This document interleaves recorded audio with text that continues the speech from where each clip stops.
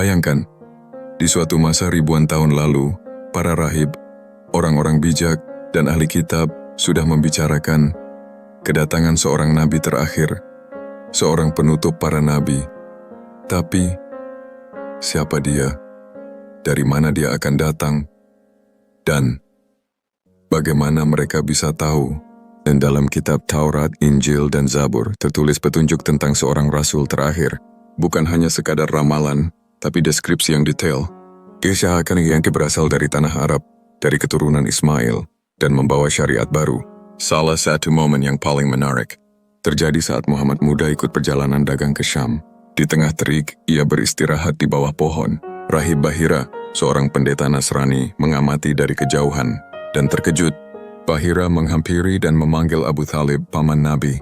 Dengan penuh takzim, ia berkata, anak ini bukan anak biasa. Aku melihat tanda kenabian di antara dua pundaknya. Persis seperti yang tertulis dalam kitab suci kami. Tanda-tandanya, ia tidak menerima sedekah tapi menerima hadiah. Ia memiliki khatamun nubuwah, tanda kenabian di punggungnya. Ia akan datang dari kota tak terkenal, yang kemudian akan jadi pusat dunia, Makkah. Pimpinan kecil Muhammad dikenal jujur, tidak pernah menyembah berhala, dan tidak terlibat dalam pesta pora jahiliyah. Ia bersih, seakan sedang dijaga oleh takdir. Rahib Bahira sampai berpesan pada Abu Thalib, bawa dia kembali ke Makkah, jangan biarkan orang-orang Romawi tahu siapa dia. Tak hanya Bahira, Waraqah bin Naufal, sepupu Khadijah, juga ahli kitab. Ketika Nabi menerima wahyu pertama, ia berkata, itu adalah namus Jibril, yang juga datang kepada Musa. Ia yakin, ini adalah Nabi terakhir yang ditunggu-tunggu. Salah satu ciri paling unik Nabi Muhammad SAW. Beliau tidak pernah mengambil sedekah, tapi menerima hadiah. Ini bukan kebetulan.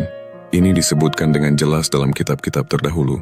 Para ahli kitab menguji beliau, dan mereka tercengang. Di antara dua pundak Nabi Muhammad SAW, terdapat semacam tonjolan kecil, tanda kenabian. Ini bukan tahi lalat biasa. Ini tanda khas yang dicatat oleh ahli kitab sebagai khotam, segel kenabian. Nabi Muhammad SAW bukan datang tiba-tiba. Jejaknya telah ditulis, dikenali, dan ditunggu-tunggu. Tapi ironisnya, banyak dari mereka yang mengenali, justru menolak karena kesombongan. Sahabat, ini baru sebagian kecil dari jejak kenabian Nabi Muhammad SAW. Jika kalian ingin menyelami lebih dalam, jangan lupa subscribe, like, dan bagikan kisah ini, karena kebenaran pantas untuk disampaikan.